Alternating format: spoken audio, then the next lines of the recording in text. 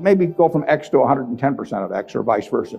If you look at an apartment house near here and figures on essentially apartment houses like that over a year, it won't move 10% in a given year. But here are the finest of American businesses, and people just name these numbers that go all over the place. And you don't have to play, except when you want to. That's the important thing, and that's what Graham tells you. The market isn't there to instruct you, to tell you anything. The market is there just basically to serve you when you want it to serve you. You know, one of the most important things to remember in stocks, very hard to do, but people have all these feelings about it. The stock doesn't know you own it. You know, you're sitting there with these certificates for Berkshire. The company doesn't even know you own it, you know, and the stock doesn't. It's trading now and they don't know you own it. So it has no feelings about you. I mean, you've got all these feelings about it, but it's just part of a business.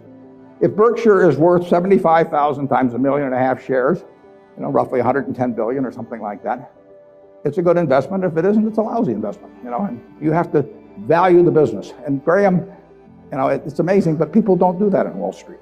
You hear price targets or that kind of thing, but you'd see no one write a paper that says, here's the nature of this business over the next 20 years. You know, what should that business sell for? Forget about what it's selling for. In fact, one of the things I always like to do when I'm looking at investments is I like to look at them without knowing the price.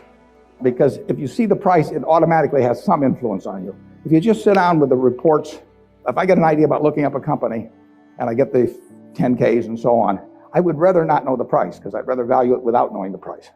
When I used to handicap horses when I was a kid, one of the things I would do is I'd get the racing form ahead of time. And if there were 9 horses in a race, we'll say, obviously the probabilities of each one winning the race had to add up to 100%. I mean, one horse was going to win the race absent a dead heat or all of them dropping dead on the backstretch. So if you went through the racing form and I would look at the third race at Hialeah, I would try to figure out the percentage chance of each horse winning the race, and that had to add to 100%. Then I would compare those percentages to the odds. But first of all, I wouldn't look at the odds first. I would look at the past performance and all of that thing first. Stock market's the same way.